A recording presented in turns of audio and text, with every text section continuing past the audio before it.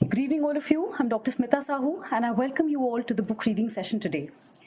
As you all know, we'll be talking about a very popular book, a book which, when published, was on the New York best-selling list for more than 100 weeks, a book which has been published in more than 70 countries, has been translated into almost 42 languages, has received a number of awards. It's one of my all-time favorites, and the book is none other than The Kite Runner by Khaled Hosseini. Now, I know that some of you who are attending this session may be familiar with the book, may have read the story and know about the characters and the story. While those of you who haven't read the book, I hope you feel motivated enough after this session to read the book, because it is a book worth reading. So let's get started right away. A little background about the author first. Khaled Hosseini is an Afghan-born American writer. He was born in Kabul in 1965, and his father was a diplomat in the Afghan Foreign Ministry, while his mother taught Persian and history at the local high school. Now, the family was relocated to Paris in 1976 by the Foreign Ministry, and this was a time when a lot of political changes were taking place in Afghanistan.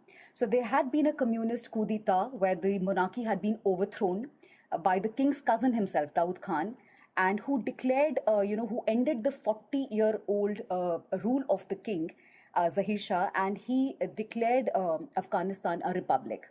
Then in the 1980s, the Soviet forces, they began to invade Afghanistan, and the whole political scene changed. So that is when a lot of Afghanis, the people from Afghanistan, they began to migrate mainly to Pakistan. So it became impossible for the Hosseini family to return to their native land, and they decided to migrate to the United States, where they were granted political asylum. So Khaled Hosseini was all of 15 years of age at this time, and it was a new country, new culture, new language for him. Nevertheless, he completed his education. He graduated in 93. And he even went on to gain a degree in medical sciences. And in fact, he was working as a medical practitioner in 2001 when he decided to start writing his debut novel, The Kite Runner. So, such was his passion for writing that he would wake up at 4 in the morning, write, and then go to work. So that is how, this book took him almost 3 years to complete. And the book was published in 2003. And like I said, the book received a phenomenal response, considering the fact that it was his debut novel. The response was not immediate, but yes, by 2004, the book had become a bestseller. It had begun to catch the attention of the people all over the world. Now, this is not to say that the book did not draw its fair share of criticism. There were a lot of critics, who dismissed the book as melodramatic. Then there were certain critics, who objected to the explicit language used in the book. Then primarily, a lot of objection came from the Afghan-American community all over the world, who objected to the way the Pashtuns had been projected in the novel. Now, for those of you who are not familiar, Afghanistan is a multi-ethnic community. So we have a lot of tribes there. We have a lot of communities, like we have the Pashtuns, we have the Hazaras, we have the Tajiks, Uzbeks, Turkmen, etc. So the book primarily talks about these two communities. We have the Pashtuns and we have the Hazaras. So the Pashtuns belong to the dominant ethnic community, which belong to the Sunni sect of Muslims. And the Hazaras are the minority ethnic community belonging to the Shia sect of Muslims. So the book basically talks about the oppression of the Hazaras by the Pashtuns. In fact, there is this scene which dominates the entire book, which sets off or triggers off the events of the novel, is the rape of an 11-year-old Hazara boy by a Pashtun. So this, kind of upset the entire Pashtun community, because they felt that they were being projected in a poor light before the world. So that was one of the major objections. This book was even made into a movie in 2007. And in fact, the movie drew more controversy as compared to the book, primarily because of the 30-second rape scene. Now, like I mentioned, we have a Hazara boy, 11-year-old Hazara boy, who was raped by a Pashtun boy who was a couple of years older than him. And these characters of the children, Hassan, Asif, and Amir. Amir is Hassan's best friend, his childhood friend. He's a Pashtun. Hassan is the Hazara boy who gets raped. And Asif is the Pashtun who rapes Hazara. who rapes Hassan. So these three characters, they were played by Afghan children. So there was so much of controversy, there was so much of uproar that the boy who actually played the character, the Afghan boy who played the character of Amir in the movie, was, he started receiving death threats by his own classmates, by the Hazara boys in his class. So such was the controversy, he had to be taken out of school, the release date of the movie was pushed forward. And the makers of the movie, they felt that, given a chance, they would have taken Afghan children in the movie because there was so much of controversy regarding it. So anyways, this was the background regarding the author and the book and the kind of reception the book got. But as of now, till today, the Kite Runner, along with Hosseini's other book, that is 1,000 Splendid Suns, has sold more than 10 million copies, and it is one of the best sellers. The book has received a number of awards. It has received the South African Booker Prize in 2004. It was the winner of the Readers Group Prize in 2006 and 2007. It also received the Borders Original Voice Award as well as the San Francisco Chronicle Best Book of the Year Award. So that's the kind of reception that the book received. Now coming to the novel itself, when we talk about the characters, the book centers around primarily 4 or 5 characters. So we have Amir, who's the protagonist and the narrator of the novel. Now, when the novel begins, Amir is 36 years old. He's living in America. It's 2001, and he's writing this story for the viewers, for the readers, as a way of penance. He's talking about this incident that happened in his life 26 years back in Kabul. And by sharing his story with the readers, he's actually trying to redeem himself for the sin that he committed. The sin of not standing up for Hassan, the sin for not intervening when Hassan was being raped by Asif. So he's the narrator of the story, and we are immediately taken back into, his childhood when he was born in Kabul in Afghanistan in the 1970s. So what we learn is basically that Amir, he's born into this Pashtun family. He's had a privileged upbringing, and his mother dies during childbirth. So basically, he's brought up by his father, whom he addresses as Baba in the novel. And Baba is this 6 feet 5 inch tall, towering Pashtun who is a larger-than-life figure. And he's an imposing man. And, there are stories about his courage, about his bravery, that how he fought a bear in Baluchistan with his bare hands. So, there is not a single person in Jalalabad where they live who does not respect Baba or who does not look up to him. Such is the aura of Baba that whenever he enters the room, people, they get up and they take notice. So Amir is kind of, intimidated by this whole aura of his father. And his entire childhood, Amir's childhood, is defined by 2 relationships. One is the relationship which he has with his father, and other is the relationship which he has with his servant's son, Hassan. So first, let's talk about the relationship which he has with Baba.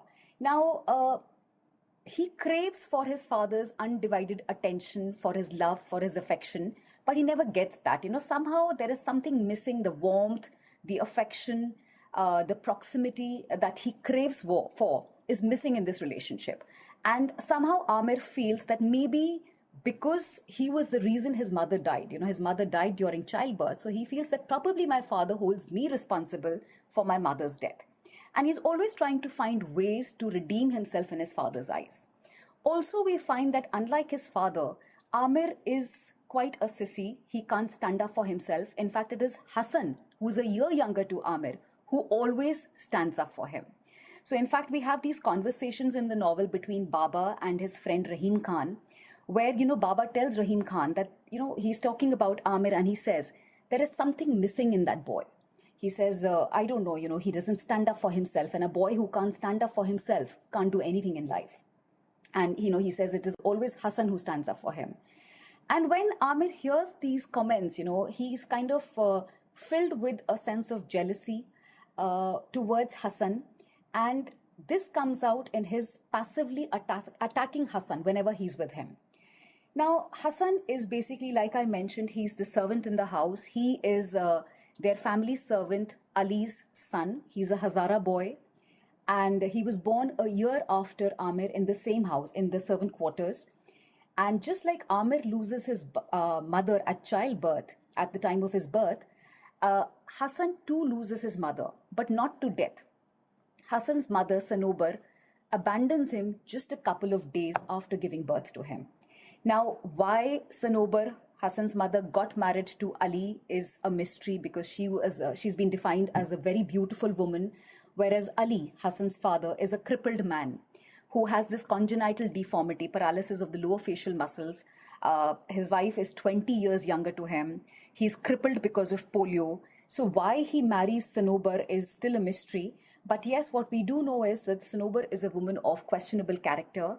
And the moment she sees Hassan, he's born with a cleft lip, she tells Ali that now you have your own idiot son to smile for you. Now, Ali, because he has a facial paralysis, he can't smile. He can't express his emotions in any other way except through his eyes.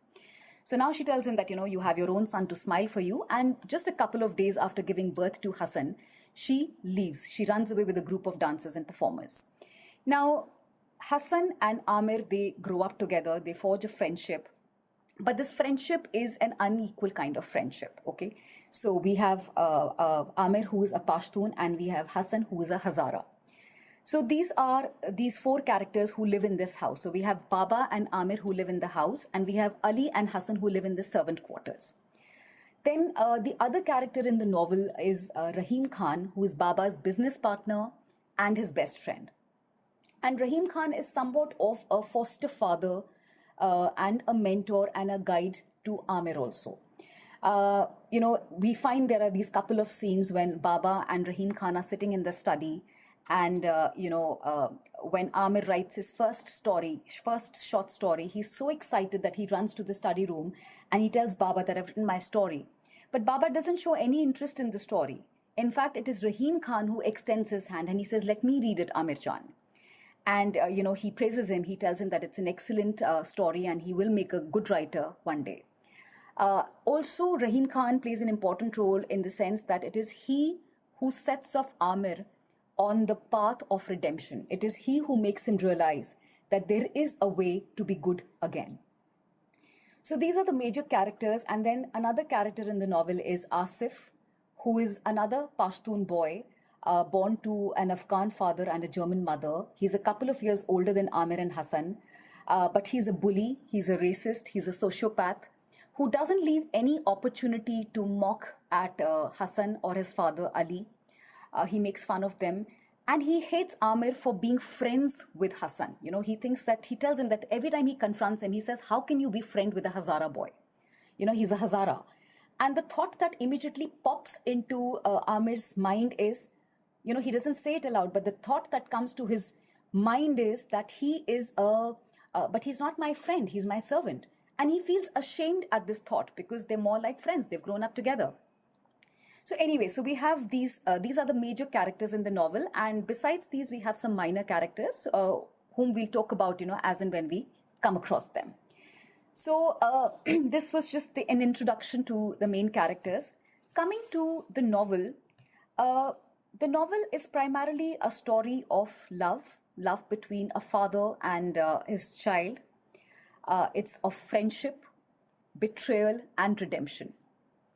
And the book is significant because, in a sense, it provides us an insight, a glimpse into the life that existed in Afghanistan before it was ravaged by war.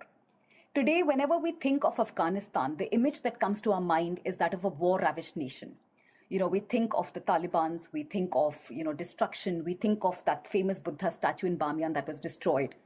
In fact, the recent incidents that have taken place in Afghanistan, the image that comes to our mind is of these refugees flocking to the airport, trying to escape, trying to migrate from there. So these are the kind of images that come to our mind. But the book, provides us a glimpse into the life which existed before the Soviets moved in, before the monarchy was overthrown. So the kind of peaceful life or, the calm, normal life that existed in Afghanistan. So in that sense, Khaled Hosseini has tried to provide Afghanistan with a face, with an identity. So that's the background to the novel and the characters.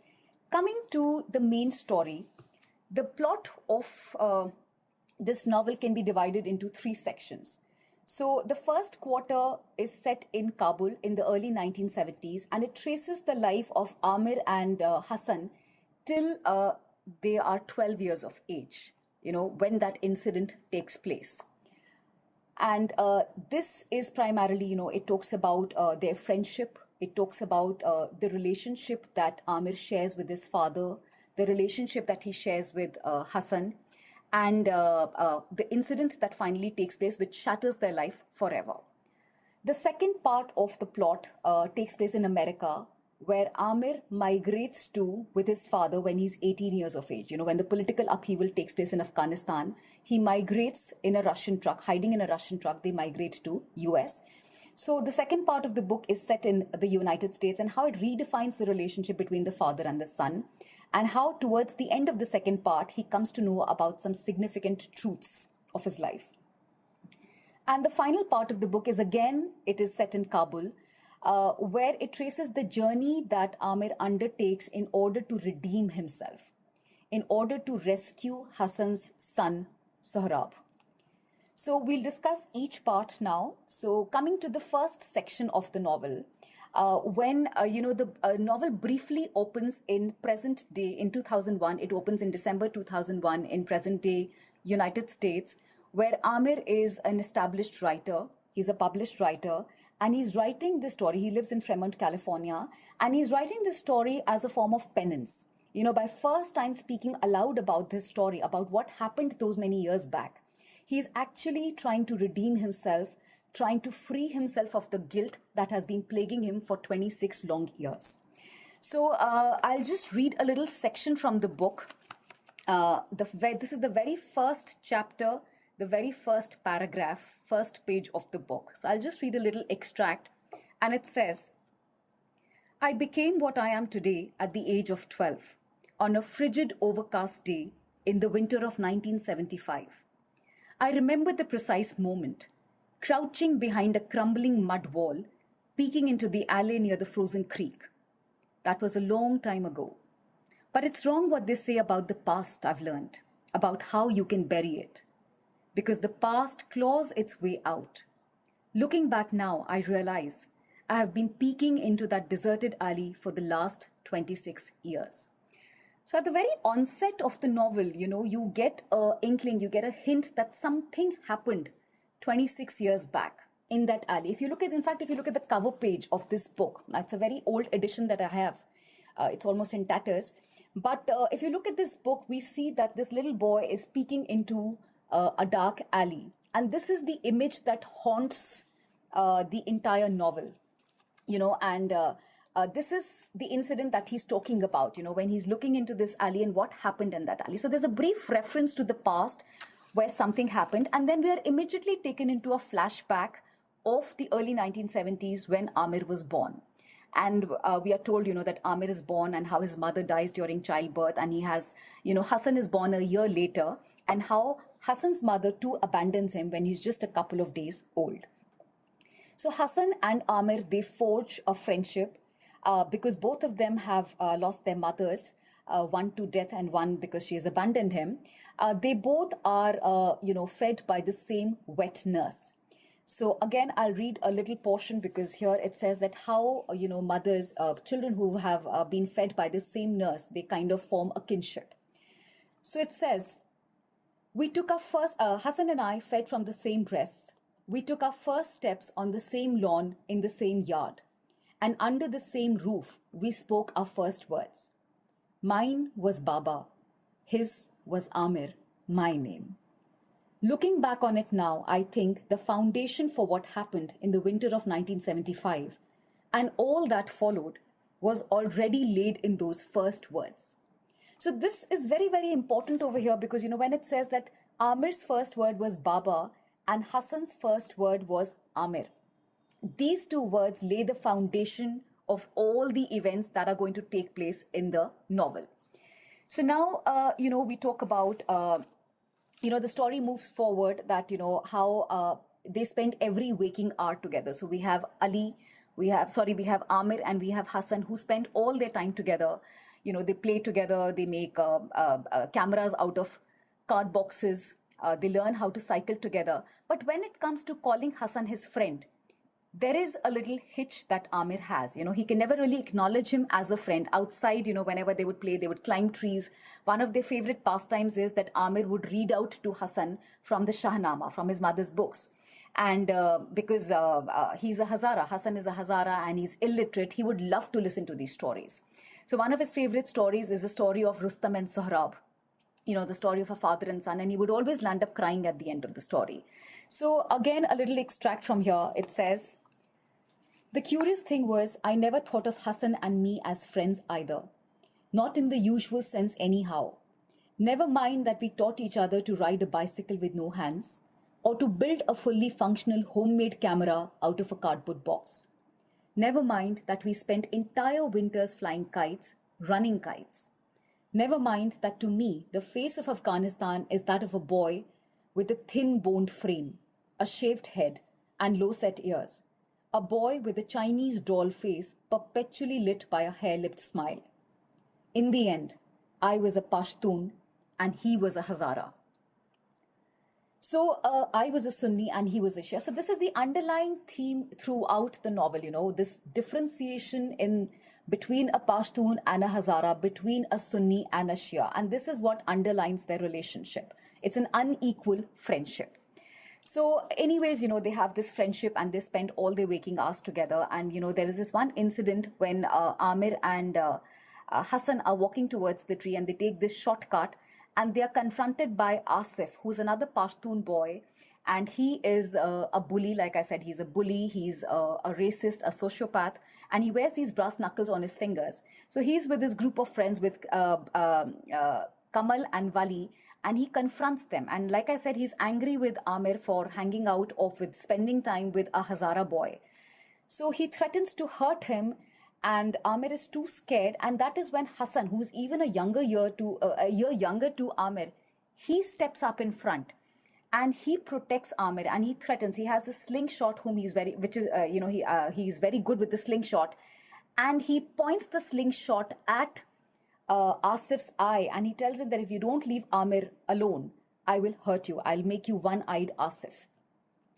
So we see that's the kind of courage Hassan has. He always stands up for Amir. So anyways, time goes by and they continue. We find that there is a certain amount of jealousy which Amir has towards Hassan whenever Baba praises Hassan. Whenever he says that, Hassan is good at something or Hassan stands for Amir, Amir feels jealous and he takes out that anger on him by snapping at him or by making fun of his ignorance. So, there's this incident when he's reading out a story and this word comes, he comes across this word imbecile. And Hassan says, "What is the meaning of this word imbecile, Amir Aga?" And Amir says, "You don't know the meaning of this word." And, he tells him the incorrect meaning. He tells him imbecile means smart, intelligent. And he says, Hassan is an imbecile. And another incident, he's reading another story and he pretends to turn the pages, but he's not actually reading from the book. He cooks up his own story. So, but at the end of that story, Hassan claps and he tells him that this is the best story that you've ever told me. And it is that day that Amir realizes that he has a skill for storytelling. And that day he comes back and he writes his first short story and he runs to the study to tell Baba about it, who shows little interest in the story. But it is Rahim Khan who reads the story and tells him that yes, it was a very good story and that you can be a great writer one day. So this is basically what is happening. And then, life goes on. And there is the winter in Afghanistan, which is a very, very significant moment because that is the time, a very momentous event, it happens every year, and that is the kite flying competition. Now, Amir finds one opportunity to redeem himself in his father's eyes. He sees that, if I win this competition, maybe my father would forgive me for killing my mother, for being the cause of my mother's death. And he decides to participate in this competition. On the day of the competition, when he wakes up, he is very nervous, he's scared, and it is Hassan who pumps him up, who tells him this fake story about a dream he'd had and, about a monster in the lake. And he says, Amir and Hassan are the sultans of the lake. There is no monster. And Amir is instantly filled with confidence and he participates in the competition. Now, when the kite flying competition takes place, it is one by one, he manages to cut the opponent's kites. And in the end, there are only two kites left in the sky. One is of Amir and the other is a blue kite. And at the last moment, he manages to cut the last kite too, the blue kite. And he's the winner. And immediately, his eyes dart to where his father is standing. And he sees that, a smile, the proud smile on his father's face. And he feels, finally, I have been able to redeem myself in my father's eyes. But then he realizes that this is not over. I have to run for that kite. Because winning the competition you only win the competition when you are able to capture the last fallen kite. So he immediately looks at Hassan, who says, I'll go for it. And now Hassan has been described as the best kite runner in all of Jalalabad. He can sense the direction of the wind and he runs after the kite. Now, as soon as he's about to take off, Hassan, Amir calls after him and he says, Hassan, come back with the kite. And Hassan looks back and he says one of the most poignant lines in the book. And he says, for you 1,000 times over. And to this, Amir, he says after this, for you 1,000 times over, he said. Then he smiled his Hassans Smile and disappeared round the corner. The next time I saw him smile unabashedly like that was 26 years later in a faded Polaroid photograph. So this is significant in the sense because it tells us about what is going to happen that day, an incident which is going to change their lives forever. Now, Hassan runs after the kite and he does not return for a very long time. Amir keeps waiting for him and he's worried, he's worried that what if the kite has fallen into the wrong hands? And he goes in search of Hassan. And while he's looking for Hassan, he can hear some sounds coming out of an alley and he peeps inside and what he sees gives him cold feet. He sees that it is a cul-de-sac, it's a dead end. And Hassan is confronted by these three boys, by Asif, Kamal and Wali. And the kite is sitting behind him on a rubble. And Asif is asking Hassan for the kite and he says, you give the kite to me. And to which Hassan refuses. Now he's all of 11 years. He's faced by these three boys. He's scared. He's nervous. But he refuses to part with the kite. Such is his dedication to Amir. He says, I can't give you this kite. This is Amir Agha's kite. He has won it. And then Asif decides to teach him a lesson. He says, okay, if you can't give me the kite, I will have to teach you a lesson. And he rapes him. Now, Amir is standing right there. If he wanted, he could have stepped in to save Hassan. But because he's scared, he decides to just, run away from there. And again, this incident, his turning his back to Hassan, is what scars him for life. So I'll again read a little portion from the book. I had one last chance to make a decision.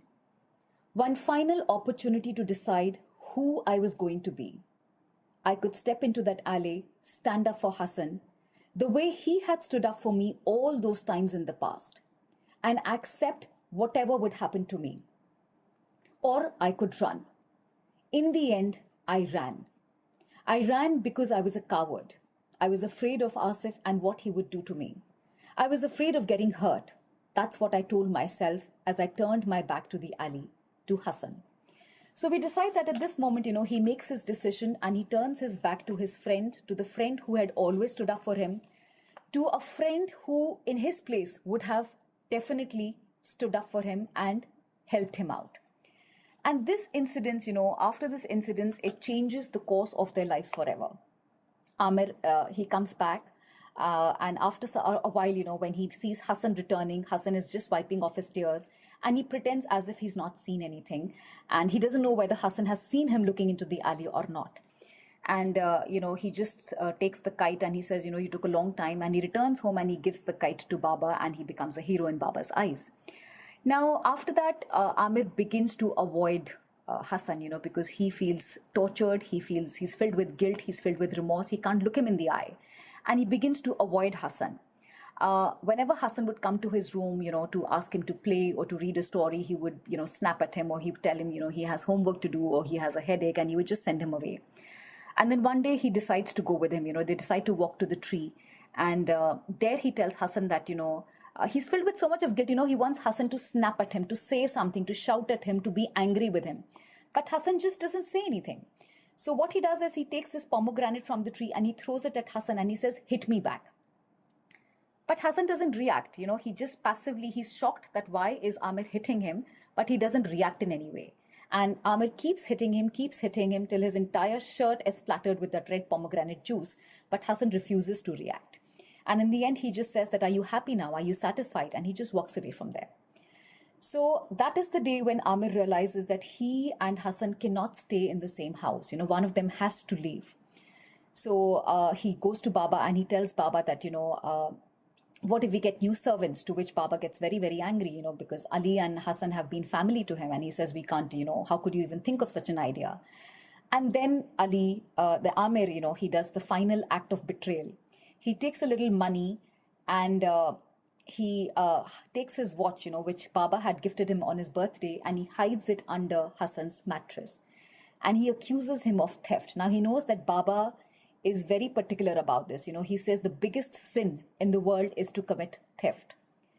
And Baba, when he comes to know that, Hassan has stolen the watch and the money, he calls Hassan and he asks him a single question, that have you taken it? And to Amir's shock, Hassan admits he has not committed the theft. He has not stolen the money or the watch, but he says yes. So I'll again read a little portion. It says, Hassan's reply was a single word, delivered in a thin, raspy voice, yes. I flinched like I had been slapped. My heart sank and I almost blurted out the truth. And then I understood. This was Hassan's final sacrifice for me. Now, why does he make this final sacrifice is because Hassan knows that if he had said that he's not stolen the watch, everybody would believe him because Hassan never lied. And Amir would have been then questioned by Baba for lying. And Amir would have further fallen into his father's eyes. So this was Hassan's final sacrifice to save Amir, to not let him fall in his father's eyes. And he accepts the blame. And Ali and Hassan, they leave the house. Despite Baba forgiving them and saying, it's all right, I forgive you, you can continue to stay in the house, they leave the house. So this kind of marks the first, it ends the first part of the book. The relationship, the whole 12 years of their life, and how this one incident just shakes off. Ali had been in Baba's house for 40 years. So the 40-year-old friendship comes to an end because of one lie that Amir said. Amir and Hassan's friendship ends that day, again because of Amir's betrayal. And Ali and Hassan, they leave the house. Now, after that, life just continues, and the relationship between Baba and Amir is not the same. And, this is where the first part of the book ends. Moving on to the second part of the book, which takes place in America. Now, Amir is 18 years and a lot of political turmoil is taking place in Afghanistan. Like I mentioned earlier, in the 80s, the Soviet forces, they began to invade Afghanistan. It was under a lot of political turmoil. People began migrating to Pakistan. And at this time, Amir and his father Baba, they hide in a Russian truck and they escape to Peshawar, from where they migrate to America. Now, America marks a turning point in their lives. While for Amir, it is a place where he can bury his past. He can finally rid himself of the past memories and start afresh, although he realizes that he can never really, like we read in the very first page, that you can never really rid yourself of the past memories. The past always has a way of clawing its way back. So, but anyways, it's a place where he can bury his memories. And for Baba, it is a place where he mourns his past memories. He doesn't like it one bit over here. He misses his life in Jalalabad. In America, Baba takes up a job at a gas station while Amir completes his education. Amir, life just moves on, and from time to time we find that Amir is reminiscing about the past. He thinks of Hassan, what Hassan is doing, where is he alive? He thinks about his past life. So he never really forgets. The past keeps haunting him. And America is also the place where Amir meets the love of his life, Suraya Tahiri, who is an Afghan general's daughter. They both fall for each other, and he tells Baba, also we find there's a slight change in Amir's personality. He begins to assert himself. He begins to stand up for what he believes. He tells Baba that he wants to be a writer, despite, Baba not being very happy with his choice of profession. So he tells him that this is what he wants to do. He wants to study English and he wants to be a writer. Then he tells Baba that he wants to marry Suraya Tahiri and to take the proposal to the general's house. Baba agrees. and the proposal is taken. But Suraya, before saying yes, she wants to talk to Amir and tell him the truth about her past. And she says that, she has a past. When she was 18, she had eloped with a man and lived with him for almost a month before the general got her back. Her father got her back. And although Amir is upset on learning the truth about her past, he doesn't really object to it because, he feels, who am I to object when I myself have a past? So they get married, and Baba is very, very happy. He's finally at peace. He's accepted. The relationship between father and son improves. There is a bond that was missing in Afghanistan, in Kabul. This bond, it develops now. So father and son become close. He accepts him. Amir begins to stand up for himself. And soon after their marriage, Baba passes away. He's suffering from cancer and he dies within a couple of days.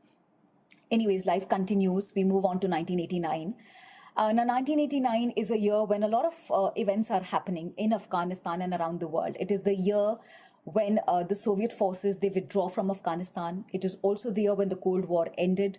The Tiananmen Square incident happened. The Berlin Wall comes down.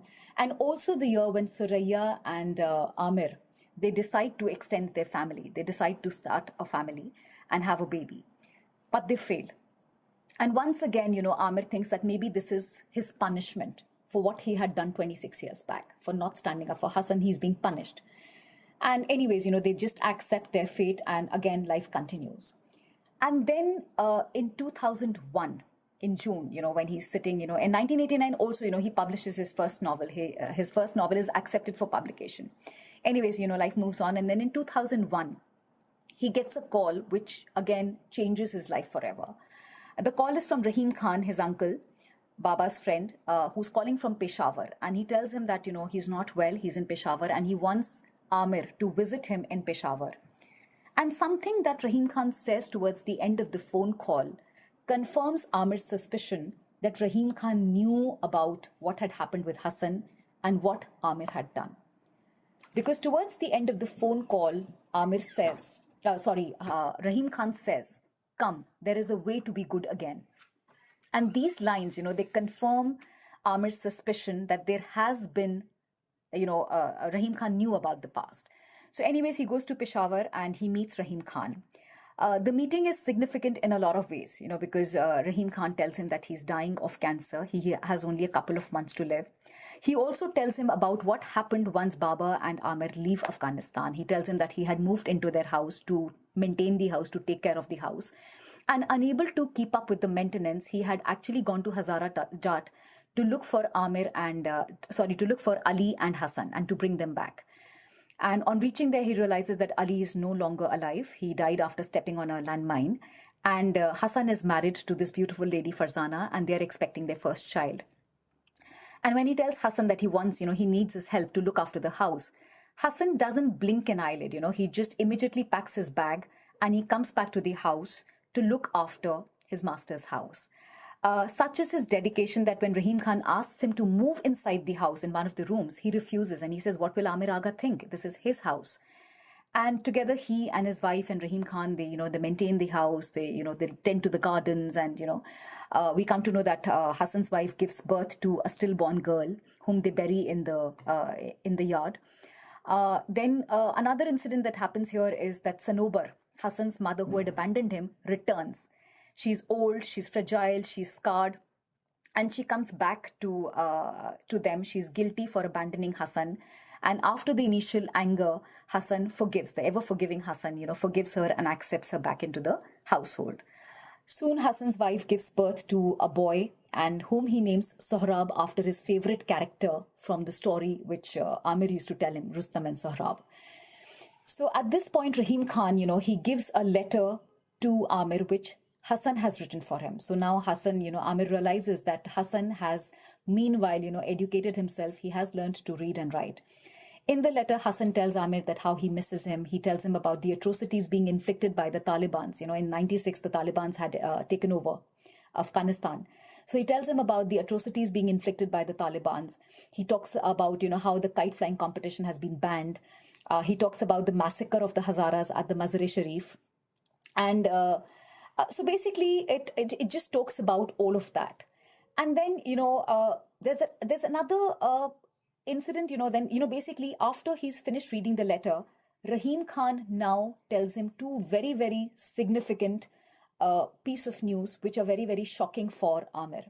The first is that after Rahim Khan leaves the house and comes to Peshawar, the Taliban's, they reach their house and they ask Hassan and his wife to vacate the house, because they say that they are occupying the house illegally.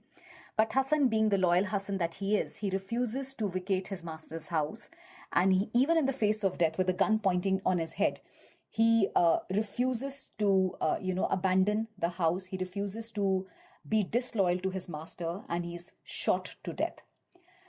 The second shocking piece of news which Rahim Khan gives to Amir is that Hassan was actually Amir's brother. He was Baba's illegitimate son with Sanobar. And on hearing this, Amir feels betrayed. He feels that his entire life has been a lie. And, at that moment, he realizes that everything, his father had lied to him. And he realizes that his father and he had not really been very different. They were actually very similar people, because both had betrayed the very people who had given their lives for them. So he feels cheated, he feels betrayed, and he just walks away from Rahim Khan's house. But Rahim Khan, anyway, calls him back, and, he comes back to Rahim Khan and he tells him that, what do you want from me? And then Rahim Khan tells him, he says, Amir, there is a way to be good again. You can redeem yourself. And then, Amir realizes that it's not just what Rahim Khan wants from him. He doesn't just want him to redeem himself for his sins, but he also wants Amir to atone for Baba's sins. All the signs come flashing back to him, that how Baba had never forgotten Hassan's birthdays, how Baba on one of Hassan's birthday had given him the gift of his lip surgery, how Baba had cried like a baby when Ali and Hassan left the house. So all these signs come back to him, and he realizes that Baba had never really been able to openly shower his love on Hassan, and that is why his relationship with Amir too was strained, because he felt guilty of loving Amir and not Hassan. So anyways, he decides that he asks Rahim Khan that what does he want, and Rahim Khan tells him that Hassan's son Sohrab is in an orphanage in Afghanistan, and his life is going to go. He's a very talented boy, a very sweet boy, and he has no future in Afghanistan, and he wants him to bring him to Pakistan and give him up for adoption. So this is where the second part of the book ends, with Amir deciding to undertake that journey to go back to Kabul to rescue Sohrab. So then we move on to the third part of the book, when Amir, he reaches Kabul and, he sees that the entire landscape of Afghanistan has changed. There's a lot of destruction, war ravaged. None of the images that he had from the past now remain. Everything has been destroyed. His search for Sohrab begins, and he goes to the new orphanage, where the old orphanage has been destroyed. So he goes to the new orphanage, where he learns that Sohrab has been taken by a Taliban. So what he learns really shocks him. The atrocities of Talibans come to the fore. The Talibans, they would come to the orphanage, pick up one or two children, take them for a night, and then return them. So they learn that Sohrab too has been taken by the Taliban. And, he kind of goes to the place where he can, find this Taliban and fix a meeting with him. And, he goes to this football field and, where the Taliban is supposed to visit. And, finally, he manages to secure a meeting with him. And when he reaches the house of this Taliban, he realizes that this person is none other than Asif. Asif, who had raped Hassan 26 years back. Asif, who had destroyed their lives forever. And it is Asif who has now captured Sohrab. On his part, Asif had immediately recognized Amir. On seeing him at the field, he had recognized Amir, and he's curious to see that why Amir has come back from America for a Hazara boy. He asks for Sohrab, to which he refuses. He refuses to hand over Sohrab to him. And, he bashes up, he wears those steel knuckles which he used to wear, and he bashes up Amir. And Amir, curiously, his ribs are being broken, his face is being smashed, his jaw is fractured. But curiously, he's at peace, because he feels that finally he's being punished for what he has done. And, he keeps getting bashed up, but he doesn't object to anything. And finally, Sohrab comes to his rescue. He takes out that slingshot. Just like his father, he too is good with the slingshot. And he takes out that slingshot and he aims it at Asif's eye. And he tells him that you leave him alone, otherwise I'll hit you. And when Asif doesn't leave Amir alone, he leaves the slingshot with the marble ball hitting Asif in his eye, blinding him. And that is how Amir and Sohrab, they make their escape from Asif's house. After that, we see that Amir is recuperating in a hospital, and when he recovers, he calls up Suraya and he tells her about Sohrab and how Sohrab has been physically abused by Asif and the others. And Suraya tells him to bring Asif to America and they will adopt him. And then, Amir realizes that this is his final redemption. By adopting Sohrab, by giving him a new life, he can actually redeem himself. He can atone for his sins. He asks Sohrab, that would he like to come to America with him? And Sohrab, he sees a glimmer of hope in his eyes. He sees a little twinkle and he says that, yes, he's excited about the very thought of going to America, starting a new life, learning a new language. And what Ahmed doesn't realize is that it's not that easy. He's in for a long struggle. The stringent immigration laws, the adoption policies, the political scene in Afghanistan does not allow him to adopt Sohrab. One, because he can't prove that Sohrab is an orphan. Two, he can't prove that he is his uncle. And so there is no way of actually taking him to America. Now, he doesn't want to, disappoint Sohrab, so he contacts a lawyer and they try to work out a plan. And much to his disappointment, the lawyer says, the only way we can do is you put him in an orphanage for a year, let things settle down, and then you come back for him. As soon as Sohrab learns this, he's shattered, he's scared, he says, please, Amir Aga, don't put me in that orphanage. They do bad things to me there. I don't want to go back to the orphanage. Do anything, but don't send me back to the orphanage. And Amir does not know what to do, and Amir, basically Sohrab, he cries himself to sleep.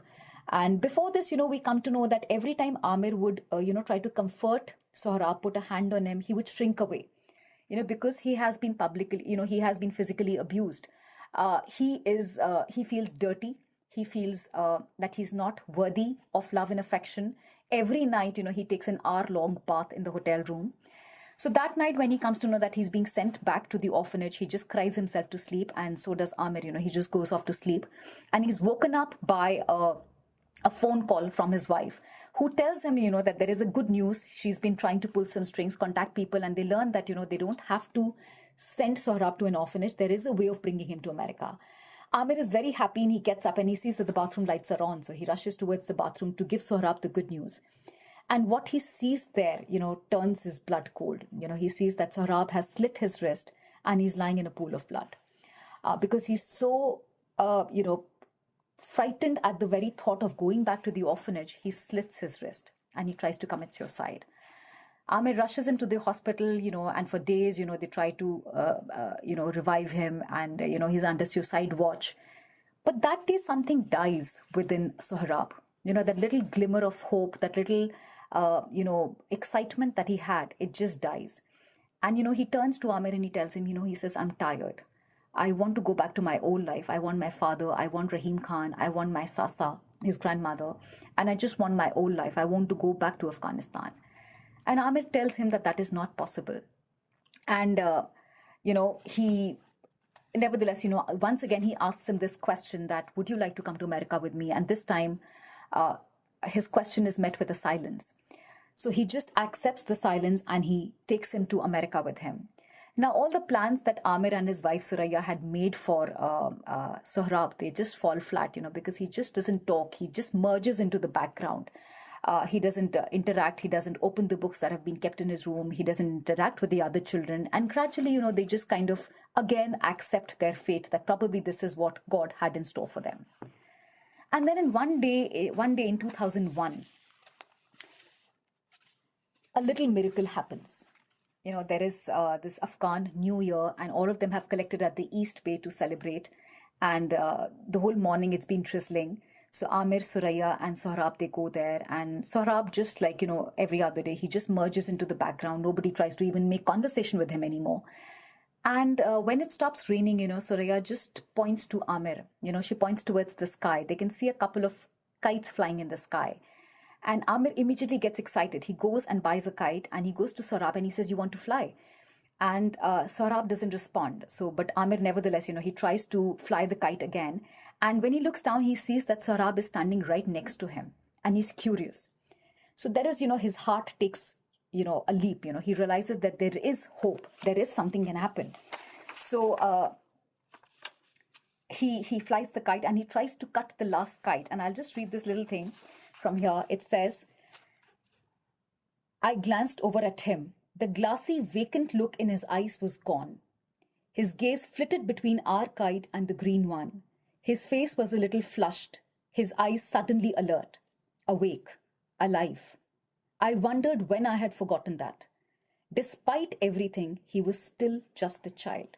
So Amir is instantly filled with this glimmer of hope, after all, after so many days, after so many months, Sohrab finally responded.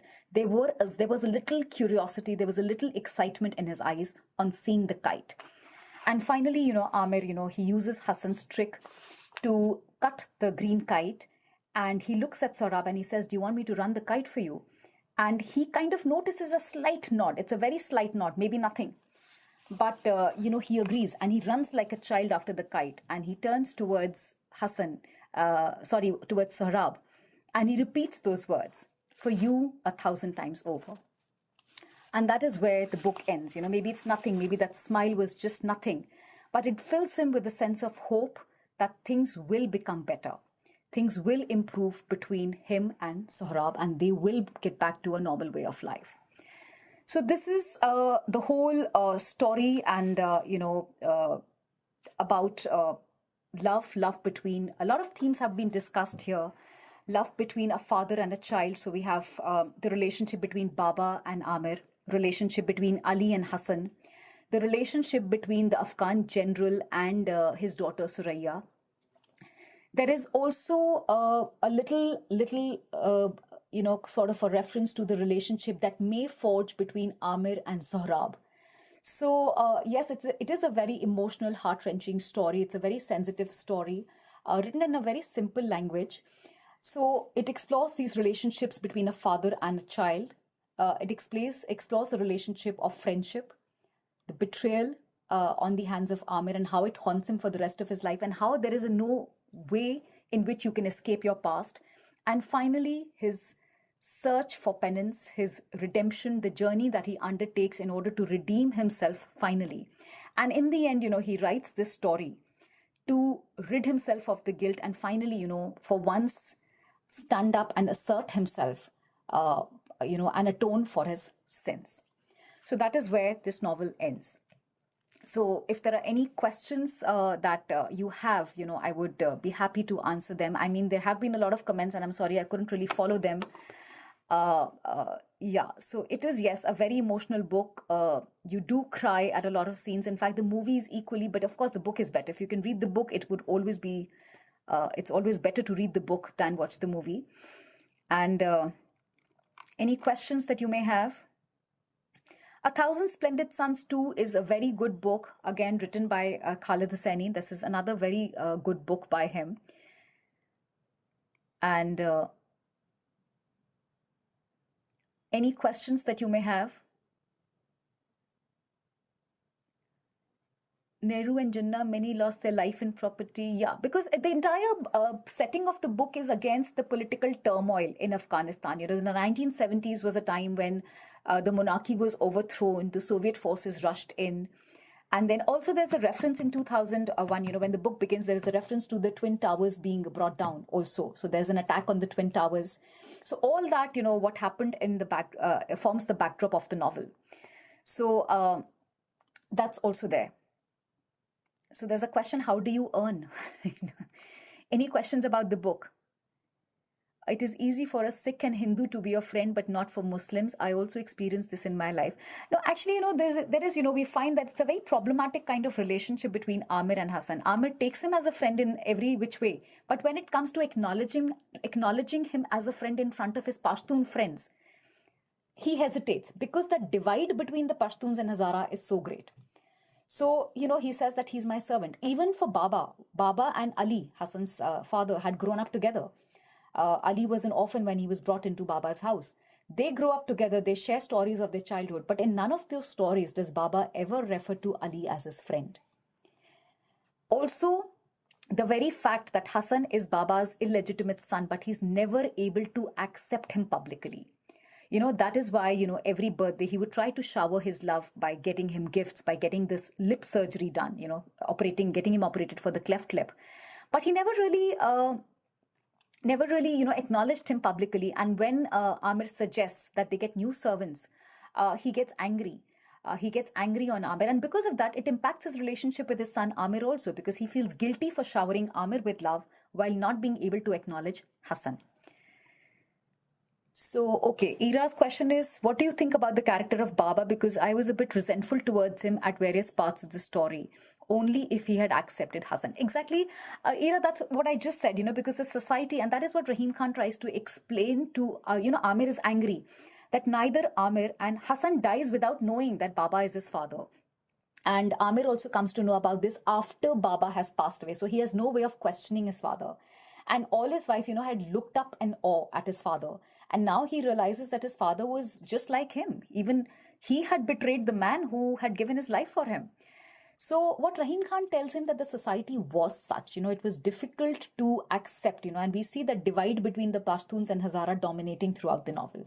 So the society was such that Baba was not, and that is why he feels better. Although he has nothing in America, he feels much better. His relationship with Amir improves because now he feels that he's living a life that Hassan had led, without the privileges, without the money. Yes, society does make it difficult for so many people. Yeah, so that's there. Any other questions? Different religions. I think it was difficult to make friends of different religions in Afghanistan. Afghanistan has been a country which has been under a lot of turmoil.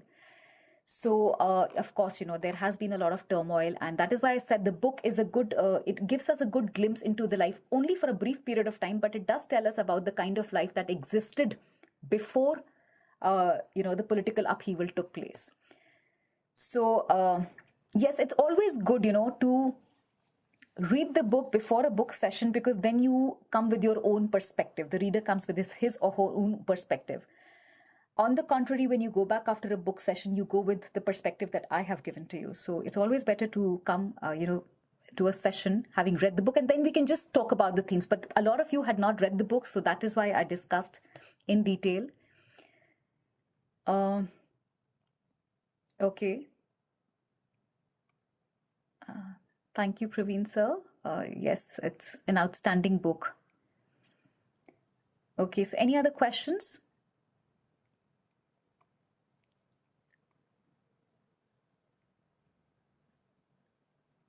So Aditya, since you've already read the book, can you provide some perspective? You've written that I've already read the book, I know. So can you provide some perspective? Anything that I may not have talked about or you felt about the book, your opinion about the book?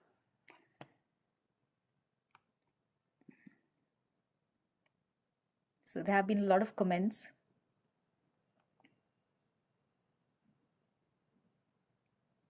Yes.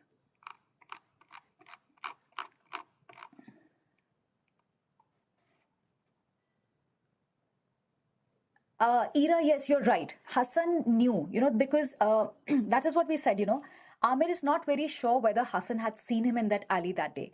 But when Hassan admits to stealing the money and Amir's watch in front of Baba, even though he's not committed that theft, he admits to it.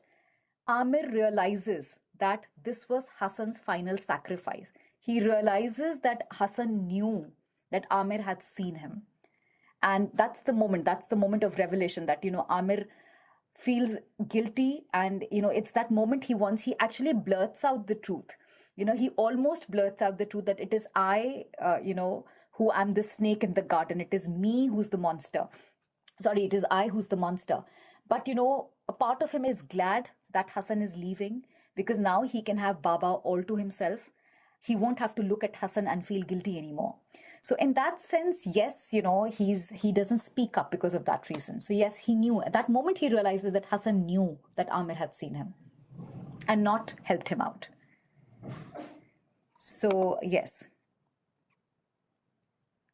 Yes, Anushka. This book explores the father's, not just the father-son relationship, a father and a child relationship at several levels. Mostly it's the father-son relationship between Baba and Amir, relationship between Ali and Hassan, relationship between General Tahiri and his daughter Suraya, how when she elopes with this man, General Tahiri goes and brings her back forcefully, and she realizes that that was the right thing to do. And then how the relationship improves over time. And finally, the relationship between Amir and Sohrab.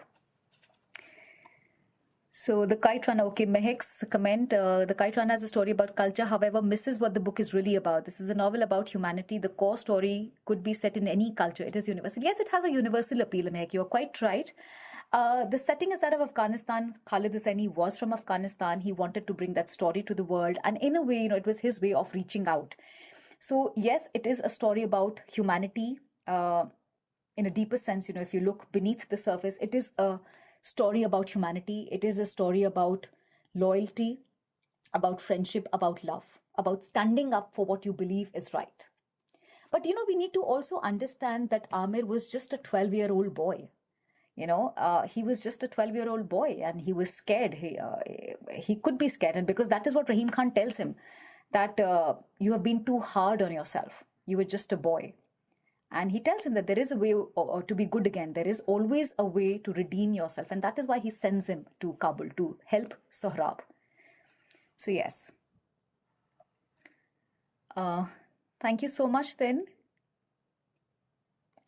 Zishan, I have read his other books, but by far The Kite Runner has been my favorite, and the second book that I enjoyed equally, almost equally after Kite Runner is The Thousand Splendid Suns. So yes, I think these two are my favorite, but out of these two, The Kite Runner, I found it better than The Thousand Splendid Suns, but even The Thousand Splendid Suns is a very good read.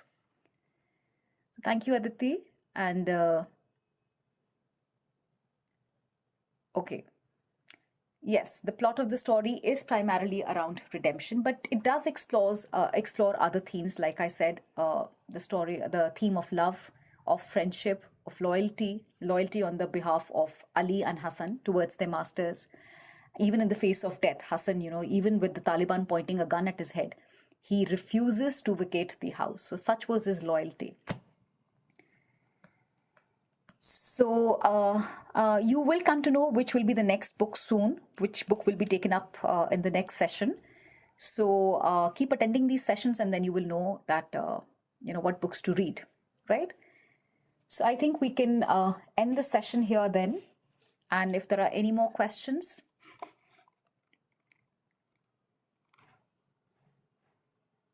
And The Mountain Echoed, yes. And The Mountains Echoed is another book by him. Yes, that's a good book too.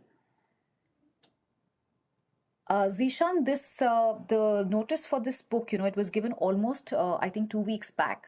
And I think this book is not a very thick book. It's around 315 or 320 pages. So it doesn't really take too much of time. But yes, we'll take notice. How much time do you need to read the book? This book would not take more than, and it's difficult to put this book down, actually. Once you pick up this book, it's difficult to put it down. So I think just 3 or 4 days at the most, and I think you were informed well in advance. But yes, okay, next time we'll probably try to inform you much before the actual date of the session. Okay? So, bye-bye. Thank you, all of you. And good night. Thank you.